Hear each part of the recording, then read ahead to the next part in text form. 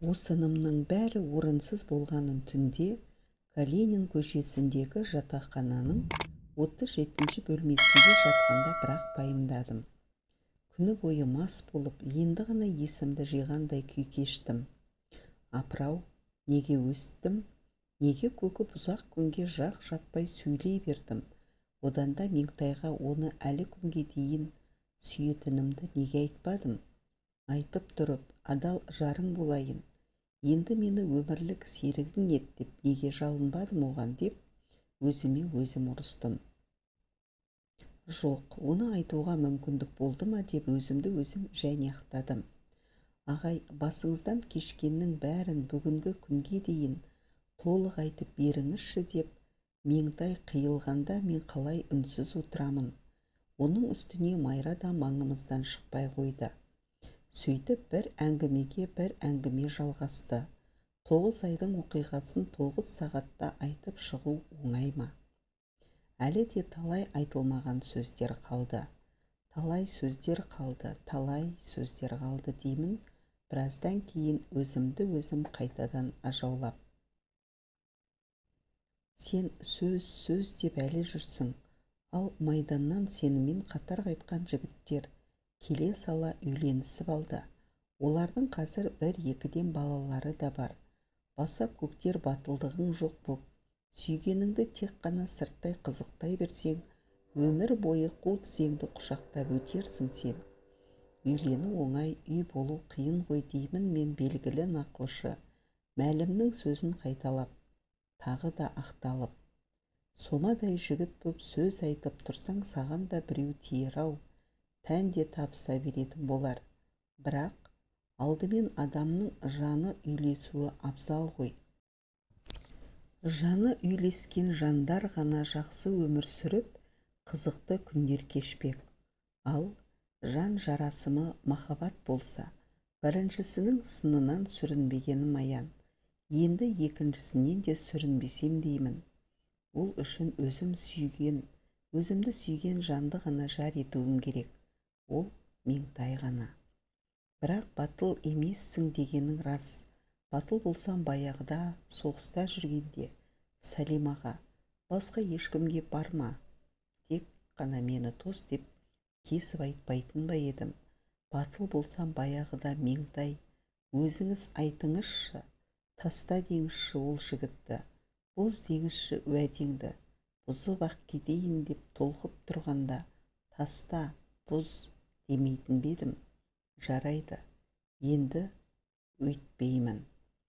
Ертең қайтадан барамын. Барамында Меңтайға бірден өзімнің оны әлі күнге дейін сүйетінімді айтамын. Содан соң оған жарым бол деп тікелей тілек білдіремін. Бірден осылай деймін. Ертеңінде мен Бүргенге тағы да таңертең келдім. Ауылдың орта тұсындағы кешегі көк терезелі тоқал үйдің тұсына тақасам, отау үй іспеттес дөңгелек беседкада оңаша отырған Майра мен Меңтайды көрдім. Олар да мені жандарына жақындағанда бірақ білді. Майраның сөз арасында иә дей беретін әдеті болушы еді, бір нәрсеге таңданып, иә қуанғанда аузына сөз түспесе, оның иясы мүлде көбейіп кететін. Иә, өзіңіз де сәлеметсіз бе? Иә, келіп қалдыңыз ба? Иә, төрлетіңіз деді мені орнынан тұрып, беседка баспалдағында қарсы алған Майра.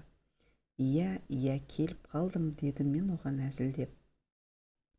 Иә, келетініңізді білгенбіз деді Майра күліп, Меңтайға жүзін бұрып. Баспалдаққа аяғымды сала беріп, мен де тез Меңтайға қарадым. Беседка ортасындағы дөңгелек үстел жанына 4 қабаттап салынған шәйі көрпе үстінде, оң қолмен жер тіреп, сол қолымен кешегі қызыл юбканың етегін тізесінен төмен түсіре қымтап, бір жамбастай отырған Меңтай, менің тағы да келгеніме сенер-сенбесін білмегендей, неге келгенімді таба алмай дағдарғандай, дөңгелек қара көздерін таңдана кең ашып, босаға жаққа бақырая қарап қалған екен. Мен беседканың соңғы сәкісін аттай бергенімде, ол лып етіп орнынан тұрды. Оның алғашқында сәл қуқылдау көрінген ақ бетіне лап етіп қызыл бояу жайылғаны байқалды. Бірақ қыз ішіндегі толқынды тез басып, таңданарлық ештеңе болмағандай қалыппен маған қарай қолын созды. Ағай, сәлеметсіз бе? Екі қыз қол алысқаннан кейін мені беседканың төріне қарай икемдеді.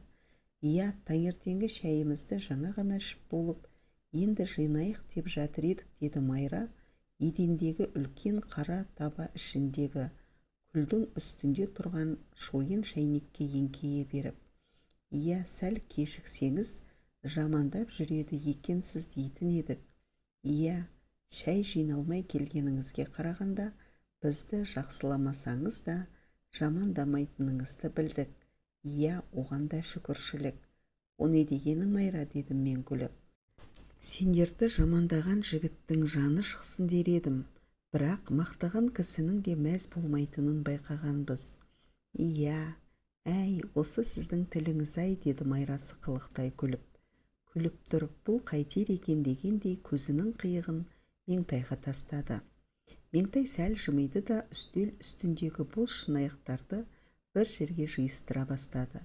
Майра, мен үшін шай құймай-ақ қой. Оған қарап рахмет деген ишара білдіріп кеудемді бастым. Иә, таңертеңгі шайымызды ішіп пе едіңіз? Іштім, дедім мен әлі оразамды ашпасам да. Иә, асығыс пе едіңіз?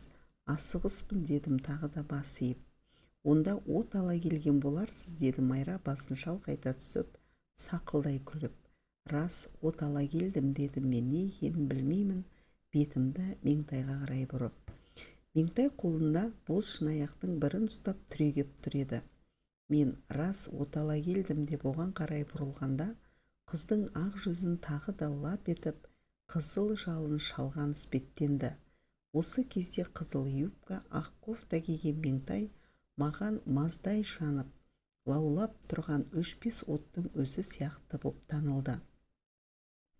Иә, онда асығыс болсаңыз, деді Майра шәйнекті қайтадан орнына қойып жатып. Нан ауыз тиіңіз, кейін келіншегіңіз тастап кетпеу үшін. Осылай деп Майра тағы да сықылықтап күліп алды. Ауыз тиейін, деді мен үстел үстіндегі бауырсаққа қолымды созып. Кейін тастаса тастап-ақ кетсін, өз жамандығымнан онда. Бірақ бүгін қолым жетсе екен соған деп, мен де күліп, бір бауырсақты аузыма тастап кеп жібердім. Иә, бауырсаққа бапандай көрінесіз, жететін шығарсыз оғанда, деп Майра тағы да күлді. Енді қайтейін, таз ашуын тырнадан алады деген бар ғой, дедім мен, ұялған тек тұрмастың кебін танытып. Бұған Майра екеуміз қосыла күлдік. Иә, сіз асығыс болсаңыз, мен де асығыспын, деп Майра кетуге ыңғайланды. Кешеден бері апам басым ауырады, жүрегім шаншыды деп мазасызданып жүр. Менің сол кісіні дәрігерге көрсетіп, дәрі-дәрмек алып беруім керек. Жүректің дәрісі мағанда керек еді, дедім мен Майраға әзілдеп.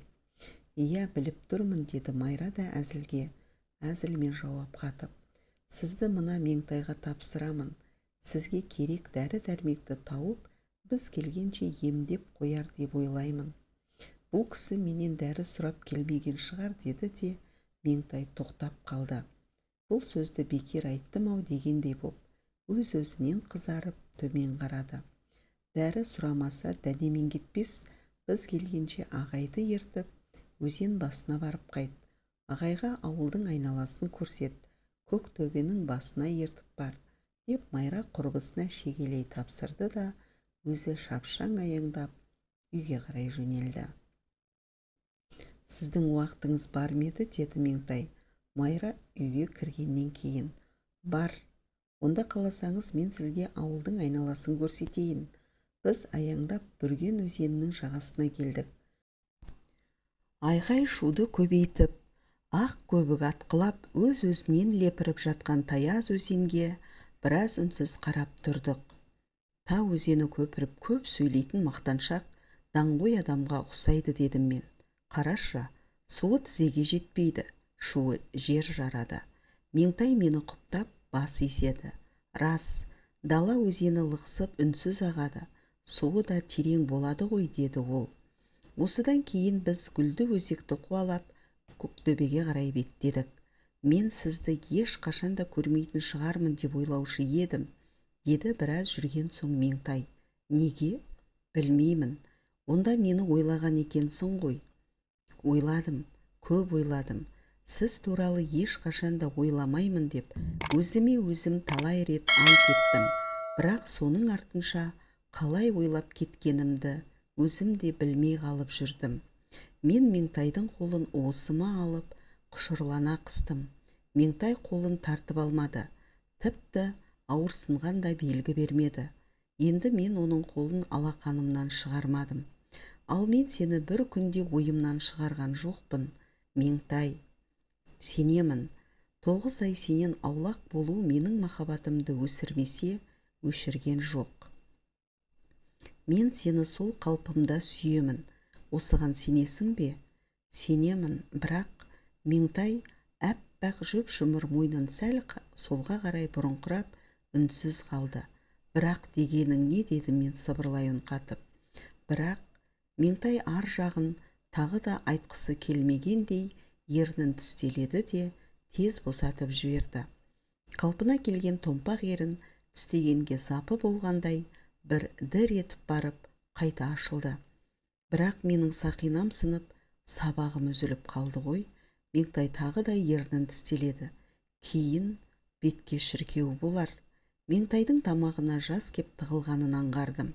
Жаным, оны мен қоса қиналып, не істерімді білмей, қабағымды шытып, мен де ернімді тістелей бердім. Бірақ ол лықып келіп қалған көз жасын тез тоқтатып тастады да сабырмен сөзін аяқтады. Жақсы жардан жан ауыртар сөз естіп отыру азап болар. Жоқ, жоқ, деді мен өз үніме өзім ие бола алмай, қыстыға сөйлеп. Мен сені соғыстан келген күні бірінші рет көрген күйімде қабылдаймын. Сен сол күйіңдесің, сол қалпыңдасың, Меңтай. Сенің ештеңең өзгерген жоқ. Меңтай ақырын ғана басын шайқады. Менің одан сайын дегбірім қашты. Оны қалай жұбатарымды білмей, жаным күйзелді. Тістеніп, жан жағыма қарап, пиджагымның өңірін жұлмаладым. Осының бәріне сол кінәлі дей-ақ бір жола жұлып алардай боп, қайта-қайта түймемді жұлқыладым. Сөзіме сенбесең, өзіме сенесің бе, дедім екі танауым қусырылып.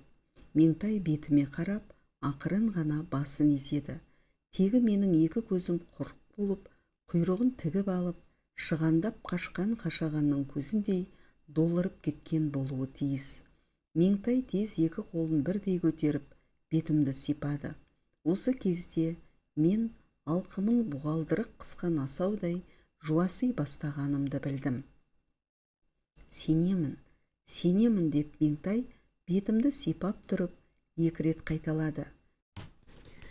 Дегенмен, бірде болмаса бірде көңілге келіп жүрмесе дегенім ғой. Келмейді, келмейді деп мен басымды шайқадым.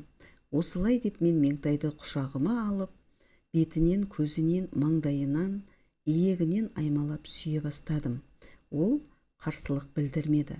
Бар ықыласыммен бауырыма кіре түсіп, ақ тамақ қызыл ерін, жұмыр мойынның мен қалаған жерін ерніме тоса, екі көзін тас жұмып алып шалқая берді. Біз төбесінде тұрған көк төбе теңселіп кеткендей болды. Ол бізді махаббаттың бесігі болып тербей жөнелген сияқтанды. Осы сәттен бастап мен уақыттың мөлшерін білуден қалдым.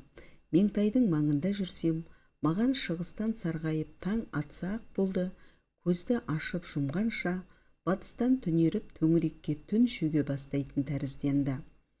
Әшейінде аяқ тай-тай басып, жүк жағалаған баладай боп, аспанда күні бойы мөңгеліп жүріп алатын күн енді гүрс етіп, стволдан шыға сала дүрс етіп, көздеген жерге барып жарылатын танктың снарядынан да ұшқыр болып кетті. Сол сияқты түнде электр қырықтықпен қырқылған қара қойдың жабағы жүніндей боп, лезде еңсеріледі де қалады.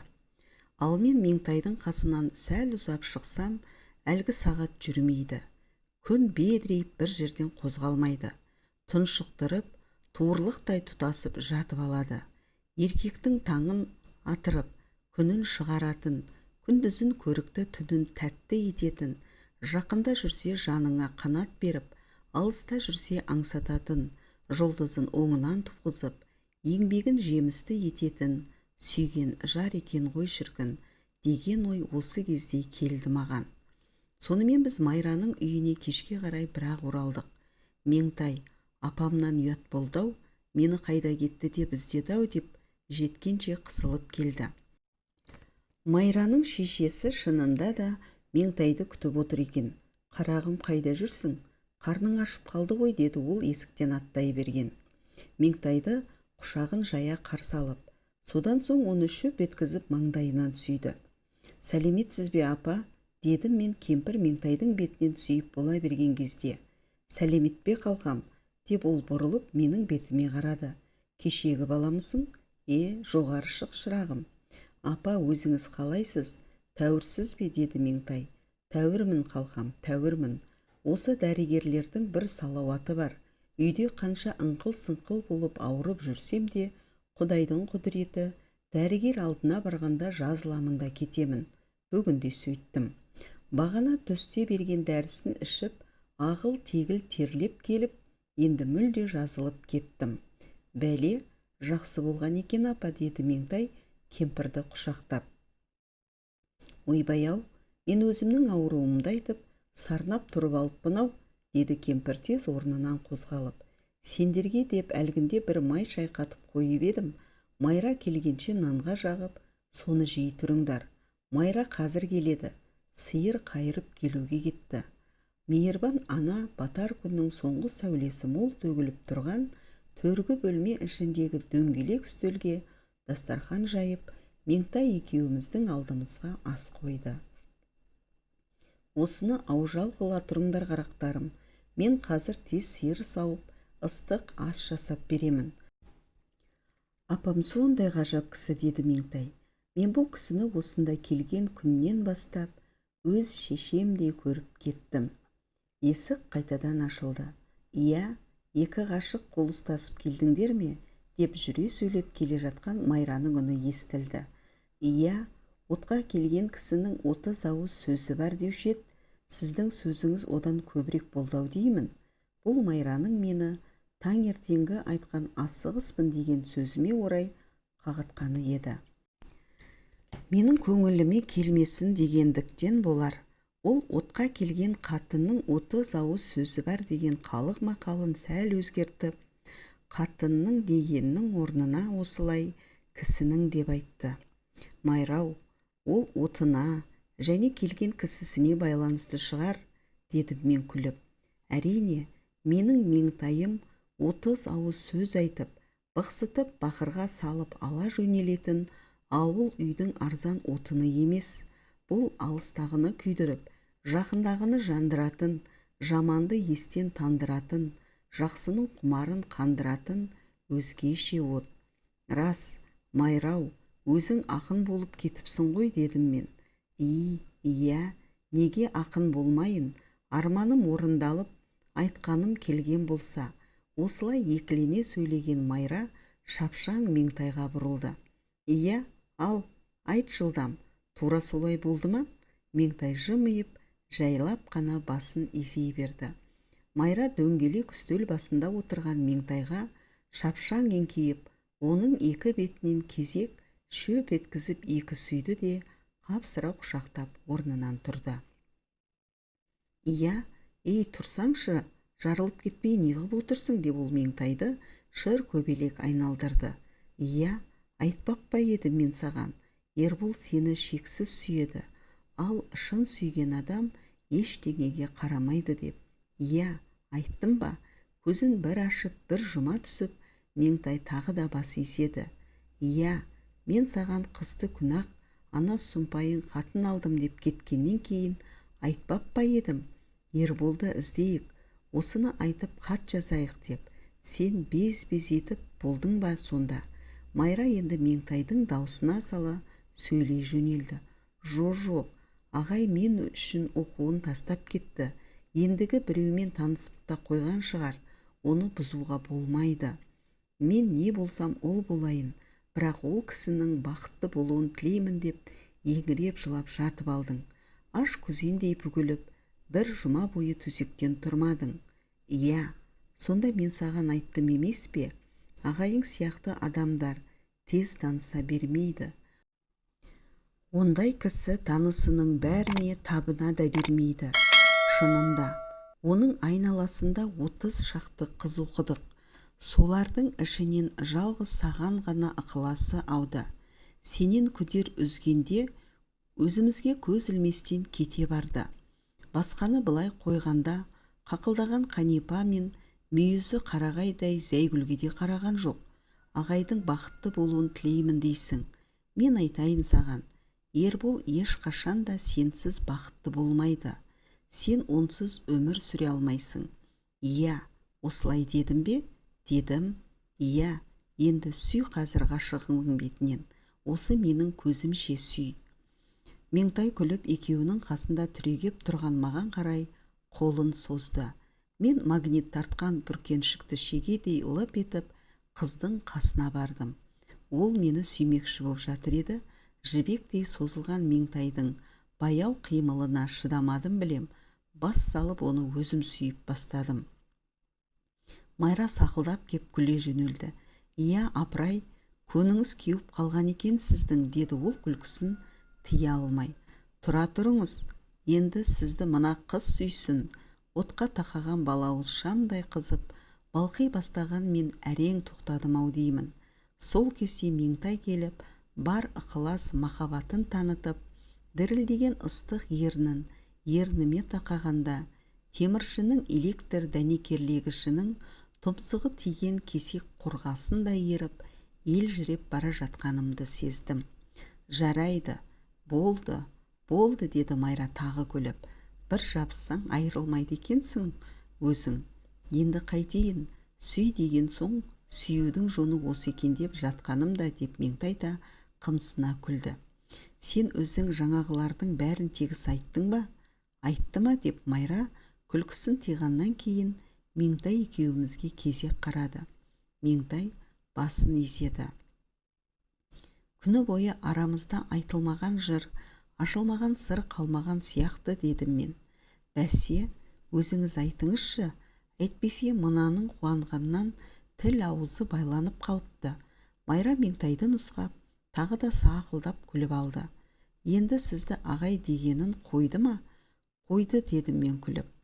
Бір, деп Майра сол қолының шынашағын бүкті. Сіз дегенін қойды ма? Қойды. Бірақ бұған бірнеше рет репетиция жасауға тура келді. Ұмытып кетіп, қайта сіз дей береді. Әйтеуір сізді сен деуге тілі келді ғой. Келді. Екі, деп Майра аты жоқ саусағын бүкті. Содан соң ол үнсіздігіміз дегендей ишара жасап, маған ақырын көзін қысып қойды. Дұрыс. Ал енді сізге Меңтай жаным, сәулем деді ме? Жоқ, деді мен басымды шайқап. Ендеше соны айтқызу керек, деп Майра бұрыштағы биік үстел жанындағы жайдақ орындықтан атып тұрды. Айт, Меңтай. Меңтай оның бұйрығын кетпеді. Жерде қатар отырған менің қолымды ұстап, жаным, сәулем, деді үздіге үн қатып. Маған сол арада дүниеде Меңтай аузынан шыққан осы екі сөзден тәтті, осы екі сөзден күшті, ештеңе жоқ сияқты боп көрінді. Қой, Майра, сыртқа шығып, апама көмектесейік, деп Меңтай тез орнынан тұрды. Иә, сізде жүріңіз, деді Майра, не қыздармен бірге сыртқа шығарымды, не үйде қаларымды білмей қипақтап қалған маған. Меңтай сер сауады, сіз бұзау ұстайсыз. Осыны айтып Майра тағы да күлді. Сырттай сабырлы көрінетін, орынсыз көпте сөйлей бермейтін Майра бүгін адам танығысыз боп өзгеріп кеткен сияқты. Әр түрлі әзіл күлкісімен Меңтай екеуміздің жанымызды қытықтап, күміс қоңыраудай сылдыраумен болды. Біз бір-бірімізді жетектеп, сақылдай күліп, сыбырлай сөйлеп сыртқа шықсақ, Майраның апасы сиырды сауып болып қойыпты. Беседкаға таяу тұрған кірпіштен қаланған кішкене мұржалы Қазандық басында кешкі тамағын түсіріп жатыр екен. Майраш, төргі үйге шам жақтың ба, деді ол қыздарының дауысын естіп.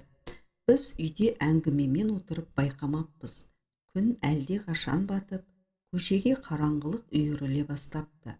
Қазір апа, Майра бізге қарай бұрылды. Бәләй, сізге бұзау ұстатып, Меңтайға бір сиыр саудырып көрейін деп едім. Болмағанын қарашы.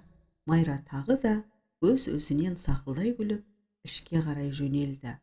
Біз де қайта кірдік. Майра ондық шамды жағып, биік үстелдің үстіне қойды. Майра мына орындықты дөңгелек үстелге жақындатып, шамды үстіне қояйық, сонда жарығырақ болады, деді Меңтай, бір қолымен шамды, бір қолымен орындықты алып жатып. Жарайды, жарайды, деп Майра енді ыдыс аяқтарды сылдырата бастады.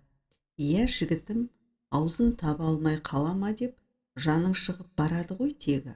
Майраның езуі күлкіден жиылмады. Бір сөз айтып бір, екі сөз айтып екі күледі. Күле жүріп тамақ ішетін тарелкаларды үстел жанына жайғастыра бастады. Шам жақындағаннан кейін дөңгелек үстелдің үсті бұрынғыдан бетер жарқырата түсті. Меңтайдың мұнысы қандай оңды болды деп ойлады мен ішімнен. Тек үстел басы ғана емес, Меңтайдың әр сөзі, әр қимылынан жаныма жарық тарап, жүрегімен нұр кіріп жатқан сияқты болып көрінді маған. Әлде сіз, Ереке, деді Майра маған қарап. Ол бұрынғыша ағай дейін деді де, олай атамай Ереке дейді. Иә, ала көлеңкеде аузыңызды таба алмайтын ба едіңіз? Майра, мен өз аузымды қараңғыда да таба аламын, дедім жымиып. Өзімше тауып айттым деп ойлап, іштей рахаттанып қалдым. Майра бұған сақылдап күлді. Бір толқын күлкісі толастай бергенде екіншісі басталды. Содан кейін жалаңаш білегімнен көзінің жасын сүртіп күлкісін тыйды. Әй, қайдан білейін, қараңғыда табатын кісі жарықта адаспаса керек еді. Майраның үсті-үстіне толқындата неге ұзақ күлгенін мен енді ғана аңғардым. Ол менің батылсыздығымды, бостығымды әжуалап тұр екен. Ол Майраның, батыл болсаң Меңтайға баяғыда қолың жететін еді дегені екен. Мен оны бірден мойындадым да. Иә, оның да рас Майра, дедім. Майра тағы күлді. Иә, Ереке-ай, қандай адал ақ көңілсіз. Шындықтың шеті шықса, шынжыр торға шырмалғандай боп қалатыныңыз тағы барау сіздің. Біздің мына қыздың көкейін тесіп жүрген осы адалдығыңыз ғой шіркін. Меңтай үндеген жоқ. Тек қасында тұрған Майраның бір иығынан құшақтап, оның маңдайынан қақ жарған қос бұрымды ұзын шашын қайта-қайта сипалай берді. Екеуіңе бір тарелка қояйын ба, деді Майра, иығын құшақтап тұрған Меңтайға мойнын бұрып. Меңтай көзін шыпықтатып басын изеді. Бір қасық берейін бе? Меңтай тағы да бас шұлғыды. Айттым ғой, мынау бүгін тіл жағынан бір жола айырылып қалған деп. Майра тағы да сықылықтап кеп күлді. Қыз жүрген жер қызықсыз, күлкісіз болмайды ғой. Дегенмен Майра бүгін бірнеше қыздың күлкісін бір өзі міндетіне алған сияқты болды. Оның үстіне Майраның бұл жағдайы күлгенінен күлімсіреуі көп. Меңтай мен ешқашан қарқылдап қатты күлмейтін менің қасымда ерекше білініп тұрды. Алайда Майраның күлкісі адал досқа деген ақ жүрекпен ақтарылып жатқан асыл қазына екенін біліп, біз де оны іштей қосыла құптауда едік. Балалар, үстелді жасадыңдар ма деп дауыстады. Осы кезде бір нәрсе көтеріп, сырттан кіріп келе жатқан Майраның шешесі. Дайын апа, деп Майра мен Меңтай қосыла жауап қатты. Майраның апасы буы бұрқыраған бір теңгене ыстық асты үстел қасына әкеп қойды. Өзі соның жанына жайғасты да, қызының қолынан бір-бірлеп тарелка алып, бәрімізге бөліп құя бастады. Абзал ананың қолымен ақ сүтке жасалған кеспе көже, Меңтай екеуіміз ақ тілеумен табысқан алғашқы күні аузымызға алған асыл асымыз болды. Ішіңдер қарақтарым, нанмен қосып ішіңдер деп шешеміз бәйек болып жатыр. Содан соң маған қарай бұрылды.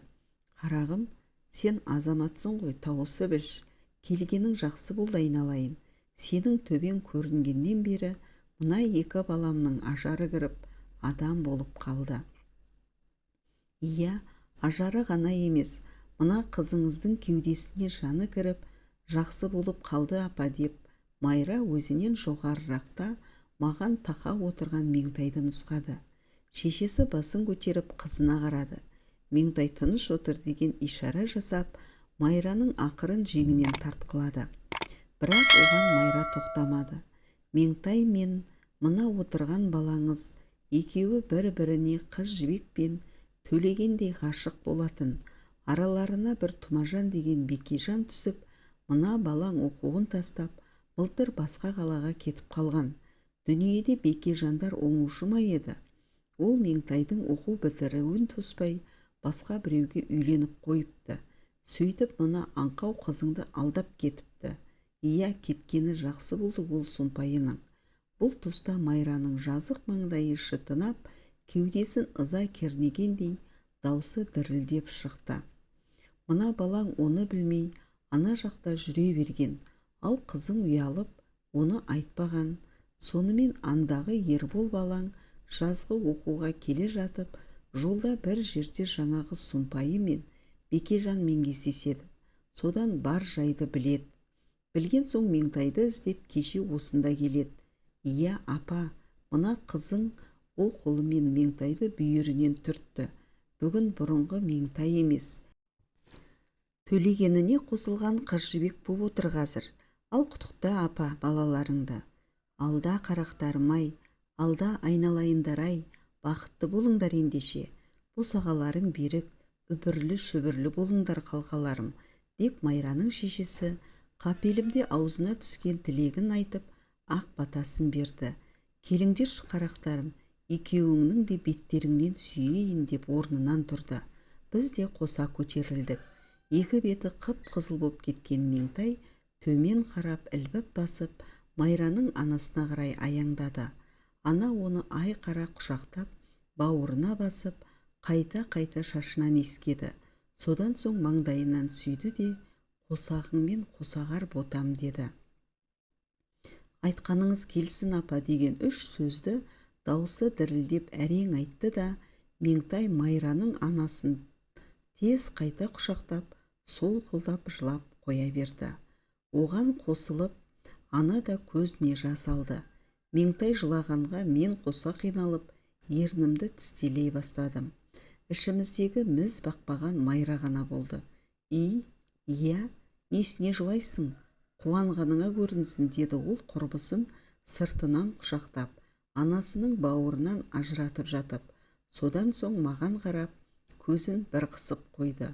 Қуанғанда, қорыққанда бір деген ғой, қайтсын жыламай енді.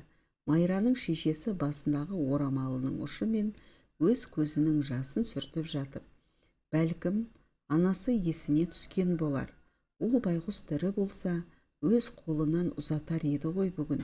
Осы сөздерді айтып болған соң, ана құшағын жайып, маған бұрылды. Кел балам, аналық құшағын кең жайып тұрған бұл мейірбан кісі менің де өз шешеме ұқсап кетті. Мені де алдымен төбесіне басып, сонан соң екі қолын екі иығыма салып, тебірене сөз сөйледі. Сен де жалғыз екенсің балам, жалқылығым жадыңда екен-ау, деп ойладым ішінен. Жалғыздың жан жолдасы ары мен жары болады. Ендеше, қалқам, жарыңды жаныңмен тең ұста, жаныңды арыңмен тең ұста. Сен сенімді серік болсаң, Меңтай мейірімді жар бола алады саған. Жерден шыққан жетім қыз алдым деме шырағым. Ақылды қыз ана көп, аяулы жанға пана көп. Мен жалғыз Майраның ғана емес, Меңтайдың да анасымын қарағым. Иә, біздің апам боздатты бір жола, деді Майра, Меңтайдың көз жасын құрғатып жатып. Әзіз ана өз сөзін одан әрі жалғастыра берді. Ендеше, сен құрсағымнан шықпаса да, құшағымнан шыққан баламды алғалы тұрсың міне. еркектің бақыты да, тақыты да жақсы жар болады шырағым.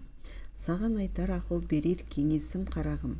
Өзіңді тапқан анаңды сыйласаң, анау адал жарыңды сыйла. Сенің де анаң бір кезде осындай жас келін болып түсіп, жан ұшырып жүріп сені дүниеге келтірген. Ана болғаннан кейін дана болған. Адамның екінші қымбаты, арыңды қадірлесең, жарыңды қадірле қарағым. Мына бүлдіршіндей меңтайымды жарым деп қана емес, жаным деп қабылда қалқам. Осы арада ана бір тоқтап, тыныс алды да сөзін аяқтады. Бұны жетісудың бір бейтаныс кемпірінің сөзі емес, өзіңнің туған шешеңнің өсиеті деп ұқ балам. Осылай деп ана менің маңдайымнан сүйді. Ананың сөздері менің де сай сүйегімді сырқыратты. Меңтай көзінен тағы да үнсіз жас сорғалады. Бұл тұста Майра да босады. Мұнысын білдірмеу үшін ол Меңтайды уата жүріп, оның бетін үнсіз аймалай берді. Жүрегім елжірей тұрып, мен осынау шүйкедей кемпірдің шешендігіне, даналығына таң қалдым. Менің Флобер, Бальзак, Тургенев, Горький кітаптарын айлар бойы ақтарып, алтын тапқандай қуана қойын дәптеріме көшіріп алатын асыл сөздерімді бұл кісі бір ғана сәтте түйдек-түйдегімен төкті де салды. Осы үйдегі кешеден бері ең елемеген адамым да осы кісі еді. Кеше келгенде сәлеметсіз бе апа деп сәлем беріп, кетерде сау болыңыз апа деп қоштасқаннан басқа жылы ұшырап бір ауыз сөйлескенім жоқ. Менің есіл дертім екі қызда, Меңтайда болды. Солар не айт десе соны айтып, осы бөлмеде фатепондай сайрадымда отырдым. Олар күлген сайын мен әңгімемді соза бердім. Оларды күлдіре түскім, қуанта түскім келді. Сонда мәсісінің ұшымен басып, есікті сықырлатпай ашып, кіріп шығып жүрген осы кісі көлеңке іспетті ғана боп көрініп еді маған. Кітап қадірлегіш, өткен данышпандарды сыйлағыш, мен 2 күн бойы қасымдағы тірі дананы елемеппін-ау. Ана болған, дана болады деген сөзі қандай жақсы еді апамның. Жоқ, жалғыз бұл емес, жаңағы айтқан бар сөзі маржан ғой тізіліп тұрған. Кеш, менің білместігімді, данышпан ана. Мен іштей маспын ғой бұл күндері. Мас кісі не білуші еді, не аңғарушы еді. Соны ескер абзал ана. Әрине, мен мұны ауызша айтқаным жоқ, оймен айттым. Өйткені мен үндемей отырып, іштей сөйлеуге ғана шешенмін ғой. Ал ауызша айтқан бір сөзім мынау ғана болды. Алдияр ана, айтқаныңызды орындаймын деп, бас иіп, ант еткендей оң тіземді бүктім. Бұл менің анаға деген ризалығым еді. Бұл және Меңтайға ризалығымнан айтылған сөз болатын. Осы аз сөздің өзін әрең айттым.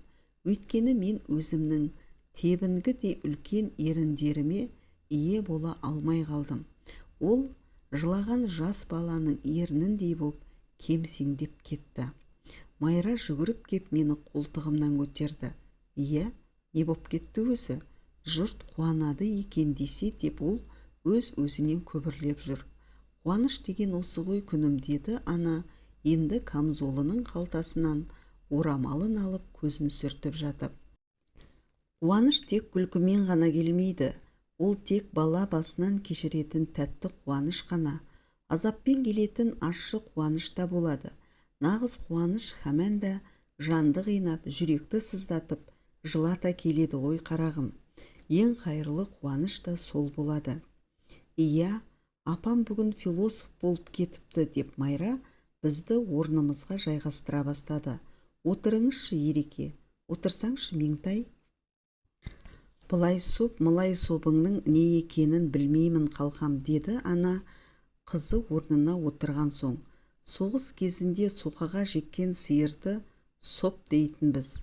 Менің білетінім осы ғана. Ендігі білетінім ертең ел жұртты жинап той жасап алам. Иә, жасаймыз деп Майра күлімдеп кетті. Ертең ана ақ бұзауына айырбастап, колхоздан бір семіз қой ал. 20 жылдан бері осы колхоздың ыстығына күйіп, суығына тоңып келеміз ғой. Соғысқа кеткенше әкең де табан аудармай жұмыс істеген. Берер бір малын. Береді апа, береді деп Майра алақанын шапалақтап. Берсе солай ет ботам, деп ана орнынан көтерілді. Ол тегенені Майра мен Меңтай ыдыс-аяқты жинап алып, ауыз үйге кетті. Төргі бөлмеде оңаша қалған мен өз-өзімнен отырып тағы да тебірендім. Ері соғыста өлген, жалғыз қызын медеу етіп, күнделікті еңбегімен күн көріп отырған жесір әйелдің мынадай мырзалығына және таңғалдым. 6 аласы, 5 бересісі жоқ, біреуге той жасап, жалғыз бұзауын сойып бермек. Неткен дархандық десеңші бұл. Бүгін біреуге той жасап, ертең өздері аш отыруға бейіл ғой бұл ел. Жоқ, Меңтай екеуіміз бұзауды сойдыртпаспыз. Ал алда-жалда айтқанымызға көнбесе, 2 есе ғып өтерміз бұл жақсылықты. Жалғыз Майраның ғана емес, үшеуіміздің бірдей ортақ анамыз етіп алармыз бұл кісіні. Мен осыны ойлап отырғанда, төргі үйге Майра кірді. Біз Меңтай екеуіміз де күнде беседкада жатушы едік, деді ол, орындықтағы шамды алып, биік үстелдің үстіне апара жатып. Үй ыстық, сізге төсекті қайда салайық? Үйдің төбесіне жатуға бола ма, дедім мен. Менің бүгінгі көңіл күйім не үйдің төбесіне, не таудың төбесіне жатуды керек қылғанда еді. Болады, онда мен сізге төсекті төбеге салайын, деп Майра төр жақта жинаулы тұрған жүкті бұза бастады. Орнымнан ұшып тұрып, мен де оған көмектесуге кірістім. Мен текеметті, Майра көрпе жастықты көтеріп, екеуіміз сыртқа қарай беттедік. Меңтай ауыз бөлмедегі биік ағашты төсекті бұзып жатыр екен. Меңтай, деді Майра шығып бара жатып, сен андағы апамның төсегін салып болғаннан кейін өзіміздің төсек орынды беседкаға апара бер. Жарайды, Майра. Бұл 2 сөз маған ғажап музыка, асқақ әндей боп білінді. Сол ән мен музыка жаныма қанат бітіріп, жайраңдап далаға шықсам, ай сүттей жарық, ауа қымыздай тәтті екен. Кеудемді кере дем алып, қабырғаға сүйеулі тұрған сатты ағаштың орта беліне дейін көтерілдім де, текеметті жоғары шығардым.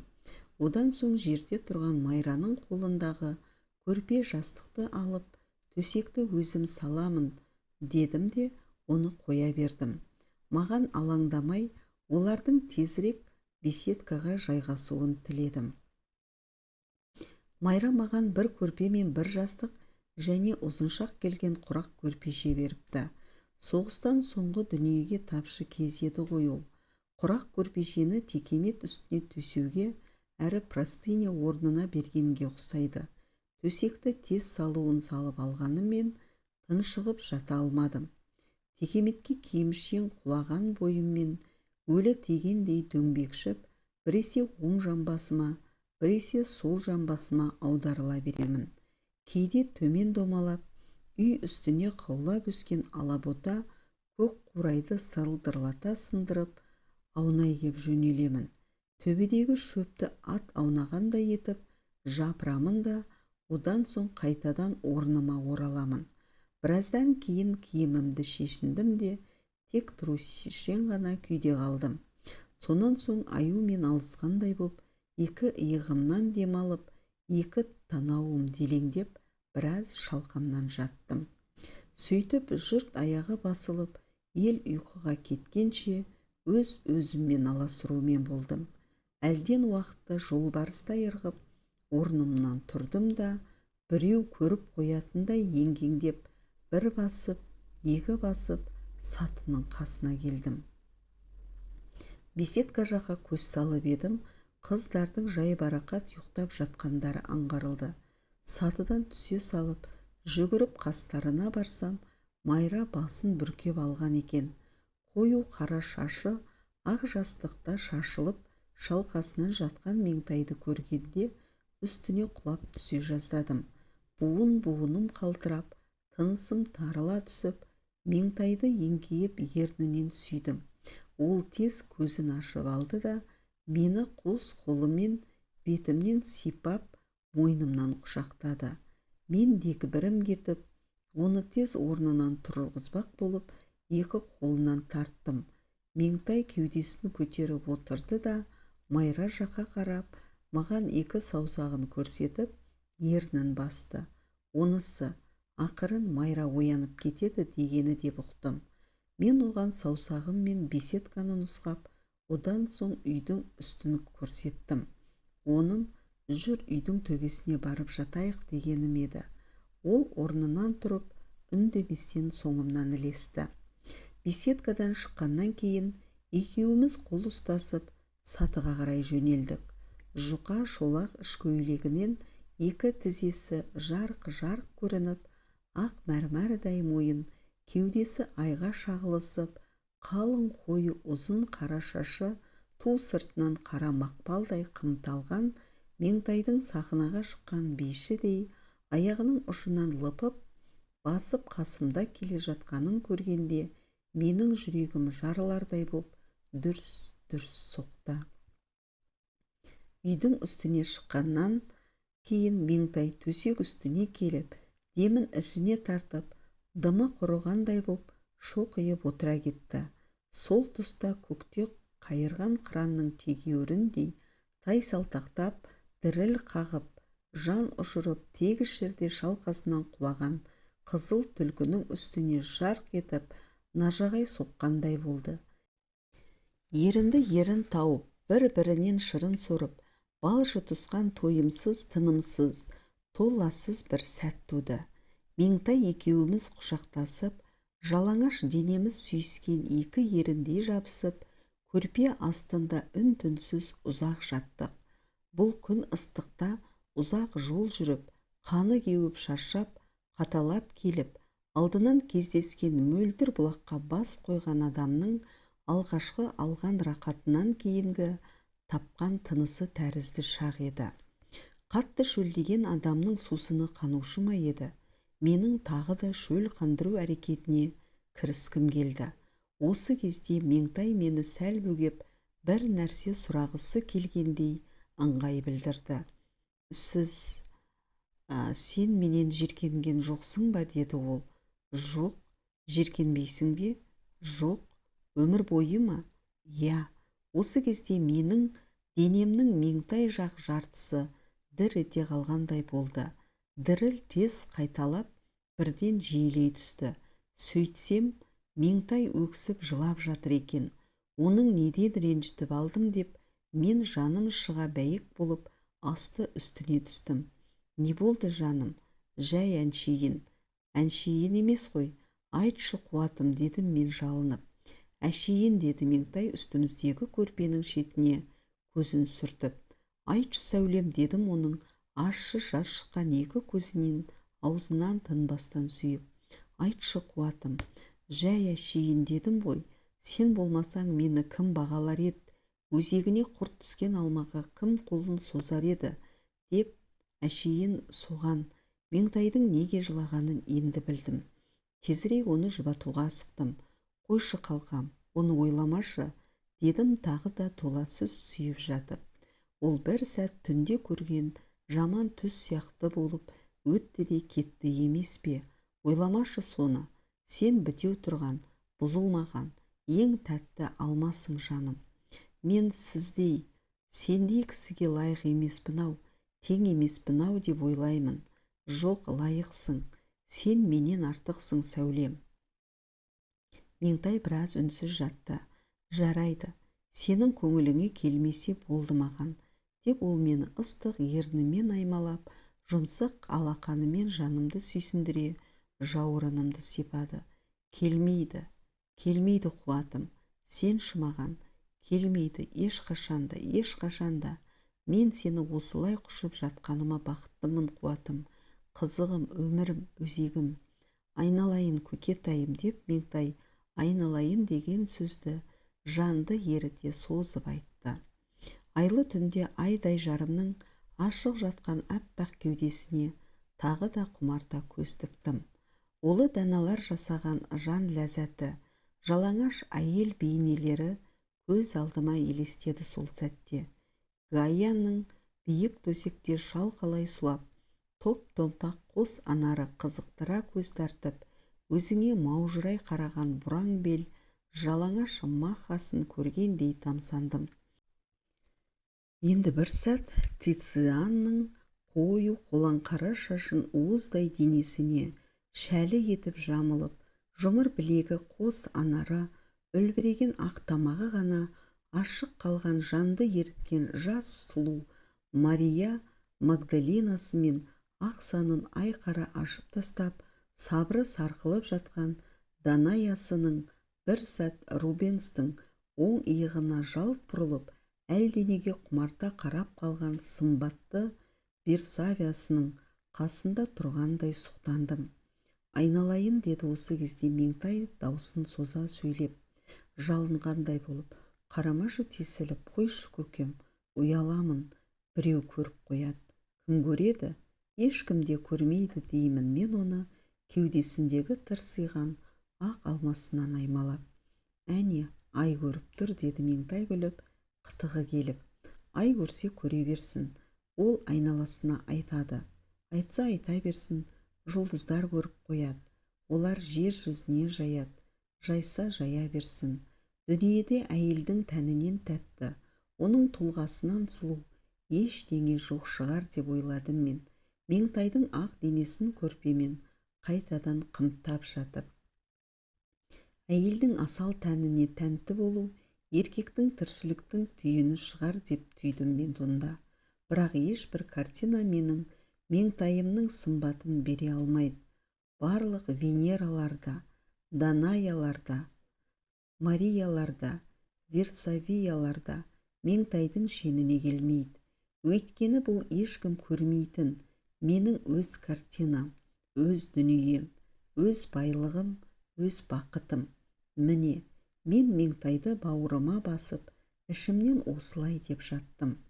Меңтай менің өз картинам, өз дүнием, өз байлығым, өз бақытым деп мың мәрте қайталадым.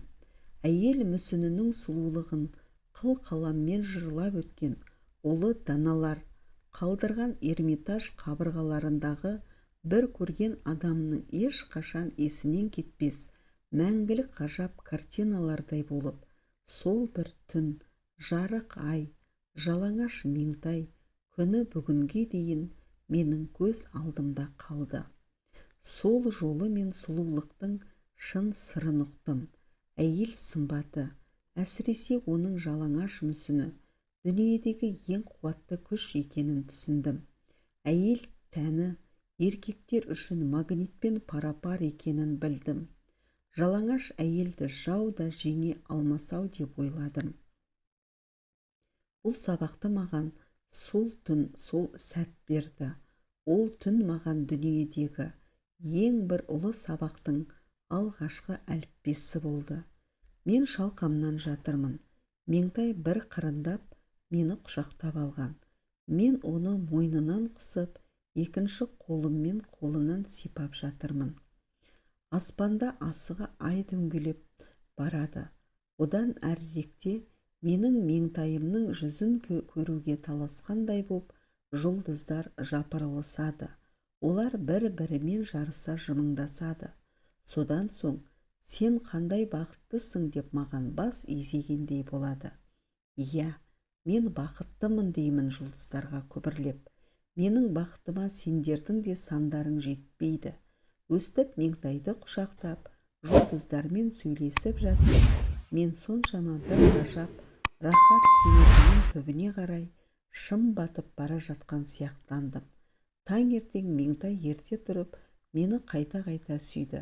Содан соң беседкадағы Майраның қасына кетті. Мен жалғыз қалдым. Бұл жолғы жалғыздығымды мен басқаша сезіндім. Үй үстінде бір өзім оңаша болғаным мен Меңтай көзге көрінбей қасымда жатқан тәрізденді. Ол да оңаша емес, мені қасына алып жатыр деп ойладым. Көкжиектен дөңгелеп күн шығып келе жатты. Жалғыз жатып мен күбірлеп күнмен сөйлестім. Сыбырлап желмен сөйлестім. Оларға да өз бақытымды айттым. Бір кезде үйден шелегін салдыратып, сиыр саууға Майраның анасы шықты. Мен киініп үй төбесінен түсіп, Абзал анаға сәлем бердім. Армысыз анам, бар бол балам, ұйқың келмесе өзенге бар, деді ол. Бүрген, мен бақыттымын, дедім, өзен жағасына келіп айқайлап. Одан соң аяңдап гүлдезекке түстім. Гүлдер, мені құттықтаңдар, мен сендердей гүл құшақтадым, мәңгі құштым, дедім оларға. Гүлдер қуана құттықтап, бастарын изесті. Содан соң мен көк төбеге көтерілдім. Мен бақыттымын, дедім төбе басында тұрып дауыстап. Маған алыстағы таулар үн қосты. Олар мен бақыттымын деп жаңғыра жауап қатты. Маған Бүрген өзені шалқып жатқан дария, көк төбе асқар тау сияқты боп көрінді. Мен дүниенің төріне шығып, төбесінде тұрғандай сезіндім өзімді. Иә, сол күні кешке Майра болмастан той жасады. Ауыл жиналды. Махаббат гимні жар айтылды. Әндер шырқалды. Ауыл адамдары Меңтай екеумізге ақ жүректерінен шыққан адал тілектерін айтысты. Шарап жоқ, шатақ жоқ, шаршы ғана жиын жасадық өзімізше. Ертеңінде Меңтай, Майра, мен үшеуіміз қалаға келдік. Жатақханаға кірсек, маған деген тілдей ашық хат жатыр. Оқып жіберсем, былай жазылыпты. Ербол, сен бізге аса қажеттісің. Тез келіп маған жолық. Б. Уазитов. Мені редакция іздеп жатыр. Барамыз ба қыздар, дедім, неге екенін білмесем де өзімнен қуанып. Барайық, деді олар бірден. Базардың қасына келіп трамвайға отырдық. Одан кейін біраз жаяулап редакцияға бардық. Жол бойы мен жақ жаппастан сөйлеумен болдым. Қыздар күлумен болды. Қыздар тосып сыртта қалды, мен ішке кірдім. Келдің бе, Ербол? Деді жауапты секретар мені көріп. Сәлеметсің бе? Қалғалай, сессияң бітті ме? Бітті. Оқуыңды қашан тауысасың? Енді бір 10 шақты айдан кейін. Бізде бір орын босады. Сені қызметке алсақ деп ойлап едік. Қалай көресің? Ақылдасып кеп артынан айтайын. Кімнің орнына? Шалғынбаевтың орнына. Менің көзім бақырайып кетті. Ол қайда кетті? Неғып кетті? Басқа жұмысқа ауысты. Газетте істеуге қабілеті жетіңкіремеді. Оның үстіне мақтаншақ, даңғой, ішкіш адам болып шықты.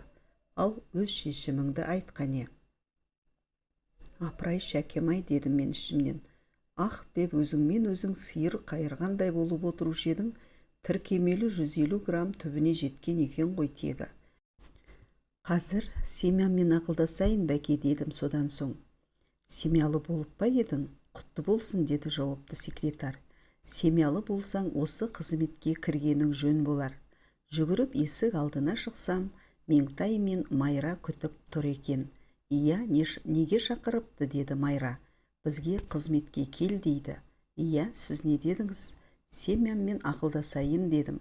Майра мәз боп күлді. Ал семьясы? Айт, деді Меңтайға бұрылып. Оқу бар ғой, деді Меңтай. Қалған бір курсты жұмыс істеп жүріп ақ бітірмеймін бе? Ана жақта жұмысыңды қайтесің? Оны тастаймын. Редакция ол жақтан өзі босатып алады. Қайдам, өзіңе ауыр болып жүрмесе? Жоқ, түсейін. Менің арманым нағыз журналист болу емес пе? Ол үшін осы газетте жұмыс істеуім керек. Оның үстіне қызмет істесем, екеуіміздің де жағдайымыз жақсарады. Өзің біл, бірақ маған осыдан артық еш жағдайдың керегі жоқ, Ербол. Мен қандай қиындық болса да шыдаймын ғой. Сол күні маған Ербол Есенов республикалық газеттің әдеби қызметкері болып тағайындалсын деген бұйрық берілді. Тағдыр менің сүйген қызымды да, сүйікті қызметімді осылай бір-ақ күнде қолыма ұстатты. Сонымен не керек? Нағыз бақытты жан мен болдым. Меңтай екеуіміз Мичурин көшесінен оңаша бөлме жалдап алдық. Мен Меңтай дегенде, ол мен дегенде, Ішкен асымызды жерге қоятын болдық. Біріміз жоқта біріміз бір ұрттам су ішпейтінбіз, тамағымыздан өтпейтін. Мен жұмыстан, ол сабақтан босасақ ақ болды, екеуіміз бір-бірімізге қарай ұмтылатынбыз. Жылдам жетіп, жолыққанша асығатынбыз. Біздің кішкентай бөлмеміз бүкіл курс студенттерінің орталығына айналды. Олар әсіресе демалыс күндері біздің үйден шықпайтын, шәй ішетін, шарап тататын. Өте-мөте Жомартбек пен Майра біздің үйге жиі келетін. Екеуің қосылсаңшы дейтінбіз, біз оларға әзілдеп. Менің қосылғым-ақ келеді-ау дейтін ондайда Жомартбек күліп. Бірақ мына Майра, мен сенен 3 жас үлкенмін, апаңмын деп болмайды. Осылай деп Жомартбек күлкісін тия қояды да, момақан болып, Меңтай екеуімізге кезек қарайды. Содан соң, апасын алушы ма еді жұрт деп сұрайды. Бәріміз қыран күлкі боламыз. Майра Жомартбекті төмпештеп, екі құлағынан кезек жұлады. Ойбай, апатай, алмаймын апатай деп Жомартбек бақырып, үйді басына көтереді. Бұған да көзімізден жас аққанша күлісіп мәз боламыз. Кейде Зайкүл келеді. Келеді де ол біздің ескі құсқы базарынан сатып алған жаман диванымызға жалп етіп отыра кетеді. Содан соң бір аяқты бір аяқтың үстіне салып, юбканың етегін кейін серпіп жіберіп, екі аяқтың санын жарқырата жаңалаштап тастайды да сөзге кіріседі. Өз курсында оқитын қыз бен жігіттің оңаша үйі болып, аяқты көз іліп тастап отыру қандай рахат дейді олар мардымсып. Жомартбек оған дүрсе қоя береді. Әй, Зайкүл дейді ол қабағын түйіп. Сен кербез ағайыңның алдында отырған жоқсың, жап етегіңді. Өй, осының өзі мәдениетсіз дейді Зайкүл міз бақпай, бетін тыжырайтып. Қызға кісі өстіп дөкір сөйлей ме екен? Жомартбек қарқылдап күліп жібереді. Немене? Қыз емес дегің келе ме дейді Зайкүл басын қақшита ұстап. Менің мына Меңтай сияқты күйеуім бар ма? Жоқ, ендеше не керек саған? Артта қалғансың. Мен саған жолда жатсаң қарамас едім. Меңтай тез орнынан тұрып, Зайкүлдің қасына барады. Қойшы, Зайкүл, Жомартбектің қалжыңына несіне ашуланасың дейді оны құшақтай арқасынан қағып. Қарның ашты ма? Жұмыртқа қуырып берейін бе? Сөйтші Меңтай дейді Зайкүл, Жомартбекпен ұрысып отырғанын бірден ұмытып. Ішім ұлып барады. Мен қуырған жұмыртқаны сондай жақсы көремін, Меңтай. Содан соң Меңтайдың құлағына сыбырлайды. Шарабың бар ма? Сендік бірдеме табылады дейді Меңтай тез Зайкүлді тамақтандыру қамына кірісіп.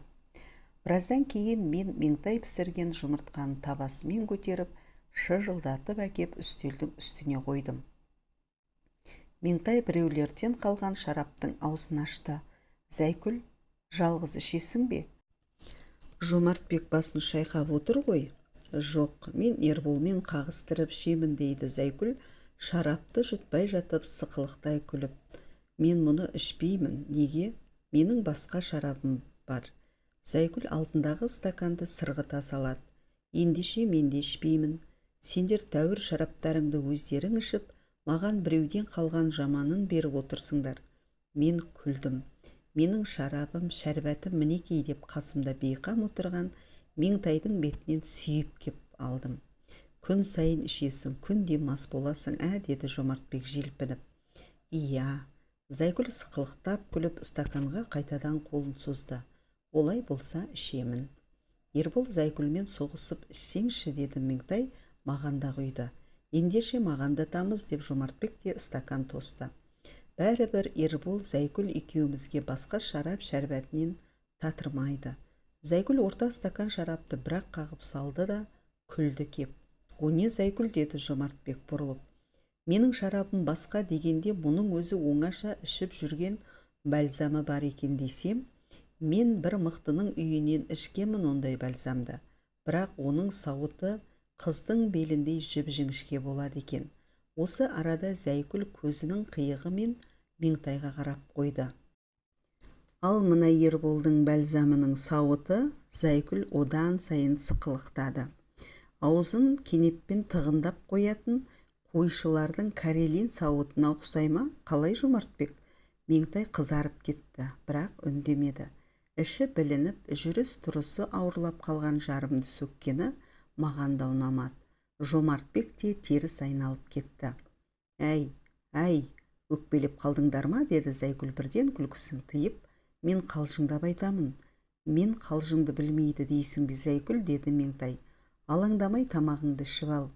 Сенің осы ешкімге ренжімейтін мінезің үшін жақсы көремін, Меңтай, деді Зайгүл, шанышқыны қайтадан қолына алып. Менің бір ауыз қалжыңымды көтере алмай, мына екеуі торсиды да қалды. Ойпыр-ай, биыл гос-экзамен келе жатыр ғой. Зайгүл қолына алған шанышқысын қайтадан тастай салды. Анау кітапты көріп ойыма түсіп кетті. Бір тілде бірыңғай таза сөйлеуге болмай ма осы, деп Жомартбек Зайгүлге тағы тиісті. Өзім орысша араластыра сөйлегенді сүйемін. Өйткені сен Чеховтың қарындасысың. Онда жұмысың болмасын. Араластырып сөйлесең, ең жоқ дегенде екі тілді білетініңді білінеді. Маған жұрт Сағынова орысшаға да, қазақшаға да суда екен деп түсінсе болды. Басқаның керегі жоқ. Оның атын Көзбояу дейді. Әй, болса бола берсін. Меңтай басын шайқады. Ол жөн емес қой, Зайгүл. Өзіңе не ұнаса, сол жөн. Басқаныкі не керек, деп Зайгүл шанышқыға қайтадан қол созды. Адасқанның алды жөн, арты соқпақ, деп Жомартбек ақырын әндетіп қойды. Осы кітапты көрсем бар ғой, деді Зайгүл жұмыртқадан тағы бір асап жатып.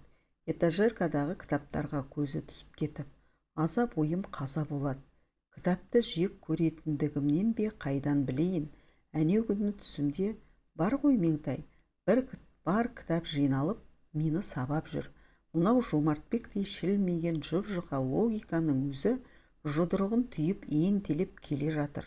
Түсте кітаппен төбелескен не болады екен осы? Білесің бе, Меңтай? Меңтай басын шайқады. Ендеше мен емтиханда құлап қалатын шығармын, деп жорыдым. Сен құласаң, мен мұрнымды кесіп берейін, деді Жомартбек құланып. Керегі жоқ мұрныңның, бірақ қалай құламаймын?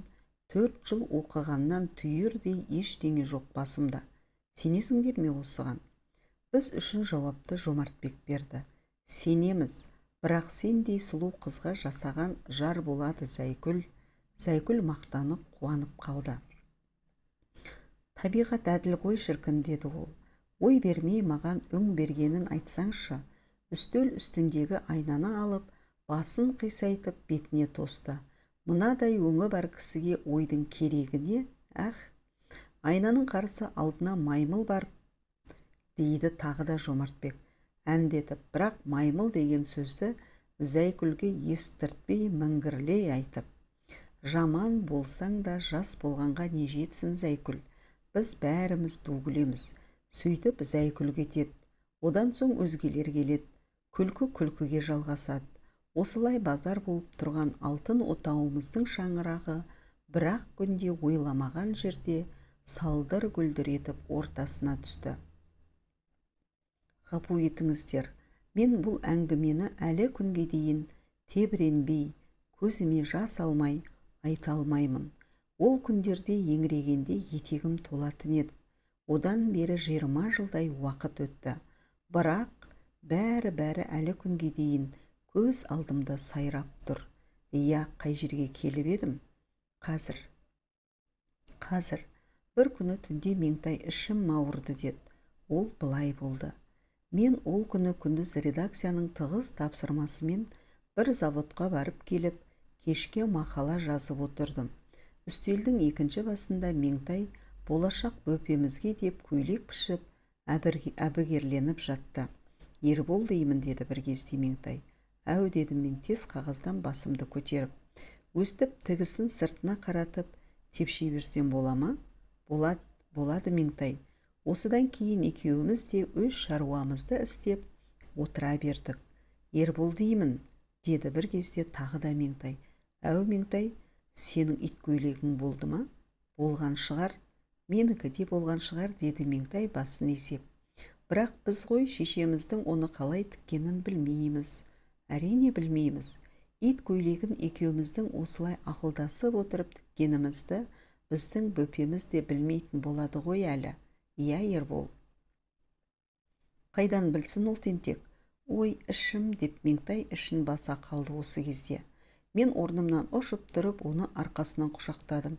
Ербол, әй, бүріп әкетіп барады, енді қайттым, деді ол маңдайынан тер бұрқ ете түсіп. Менің де жаным шығып кете жаздады.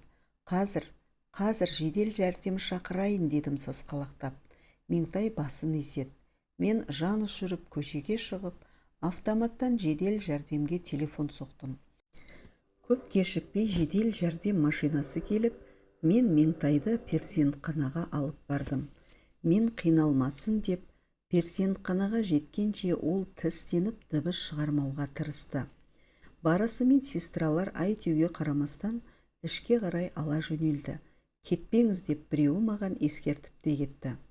Қазір осы келіншегімді босандырып, баламды әкеп қолыма құшақтатады екен деп, оған едәуір дәмеленіп қалдым. Бір кезде қолына түйіншек ұстап, жаңағы сестралардың бірі шықты. Алыңыз деп ол түйіншекті маған ұсынды. Мұныңыз не?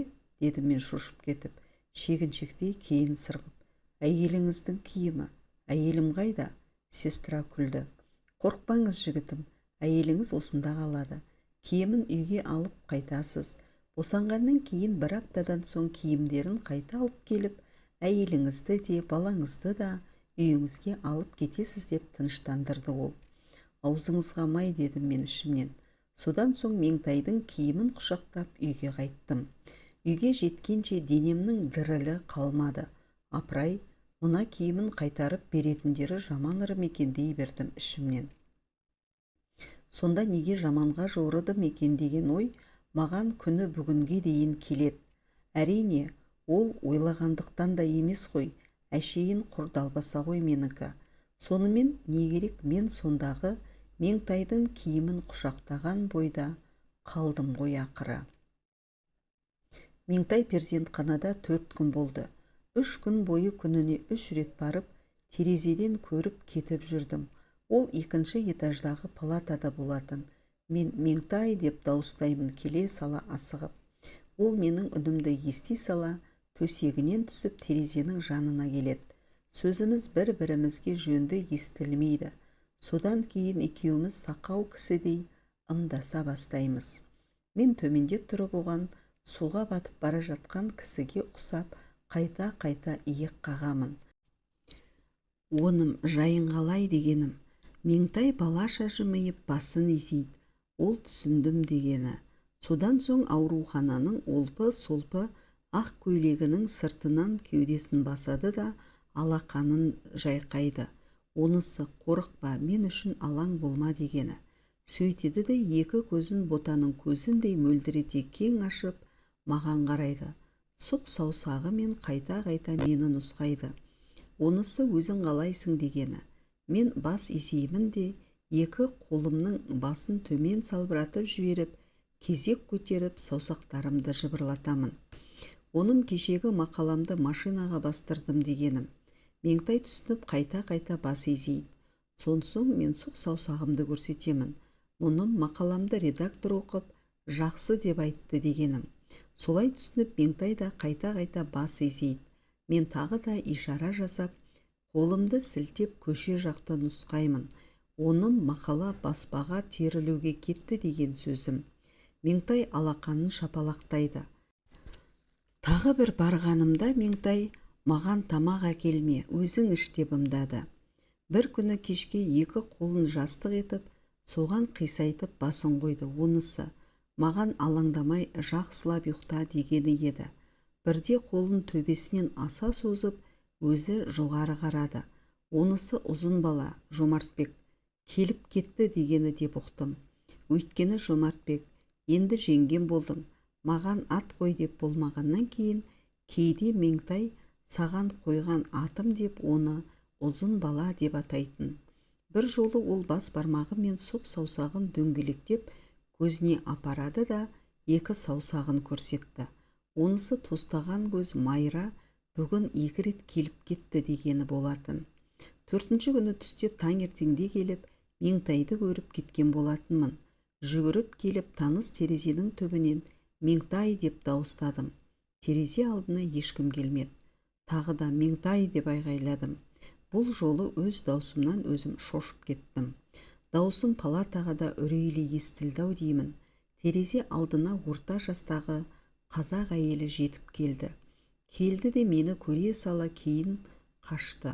Тұла бойым шіміркеніп, не болғанымды білмей кеттім. Тағы да Меңтай деп айғайлап жібердім. Бұл жолғы үнім перзентхана маңын ғана емес, бүкіл Алматыны, барша Алатау аясын басыма көтеріп шыққан жан дауысым да еді. Іштен ақ халат киген қартаң сестра жүгіріп шығып, тез-тез бірдеңе деп, мені қолтықтап ішке қарай алып кетті. Мен сіздерге бұған дейінгісін айтпай-ақ қояйын. Оны тар есікті, мұз еденді мәйітхананың тас төсегінен қалай көргенімді, асыл жарды өлі туған перзентіммен бірге қалай қиып қара жердің құшағына бергенімізді айтуға дәтім шыдамайды. Меңтайды қойғаннан кейін 3-ші күні үйге жас орыс әйелі бас сұқты. Сіз Есенов боласыз ба деп сұрады менен. Иә, Есеновпін. Алдымен әйел сіздің қайғыңызға ортақпын деп маған көңіл айтты. Содан соң өзінің перзентхана сестраларының бірі екенін білдіріп, қалтасынан қол басындай дәптер шығарды. Тани кеттім. Бұл менің Меңтай перзентханаға түскен күннің ертеңінде апарып берген дәптерім болатын. Осы дәптерді зайыбыңыз сіздің өз қолыңызға тапсырыңыз деп аманат етіп еді маған. Әйелдің қолынан дәптерді алып, денем дірілдеп бірінші бетін аштым. Меңтайдың маржандай жазуы көзіме оттай басылды. Бірінші бетке ол былай орысша жазыпты. Улица Мичурина, 65, Есенову Ерболу, лично. Ағыл тегіл тағы жыладым. Көлденең жұртқа жақсы көрген жарынан айырылған еркектің еңірегенін естуден ауыр жай жоқ екенін сонда білдім. Жан жарынан айырылған еркектің сәбидей қорғансыз, сақау саңыраудай бейшара боп қалатынын сонда ұқтым. Содан кейін ол дәптер менің бойтұмарым болды. Оның беттеріндегі жазулар тыныс белгілері үтір нүктесіне дейін тасқа қашалған Архон Енисей жазуындай болып, менің жүрегімде мәңгі жатталып қалды. Мен сіздерге соны оқып берейін де, әңгімемді аяқтайын енді. Ал тыңдаңыздар, азғантай ғана өзі де. Ербол, жаным Ербол, өткен түнде сен мені перзентханаға әкеп салып қайтып кеткеннен кейін, маған осында өліп қалатын шығармын деген ой келді. Мен өлсем де бала өлмесе екен деп тіледім. Атын өзің қой. Сен не деп қойсаң, мен соған ризамын. Менімен келістім деп есепте. Бұл менің болашаққа жолдаған сәлем хатым болады ғой я сонда. Мамаң аты кім десе, Метай дейді ғой ол, тілі шыққан соң. Ол мені айтқаны ғой. Сонда сен күлесің де, күрсініп мені еске аласың ғой. Жоқ, бұл жай ой ғой Ербол. Мүмкін мен өлмейтін шығармын, бірақ өлетін адам ажалын сезінетін сияқты деп сен өзің айтушы едің ғой.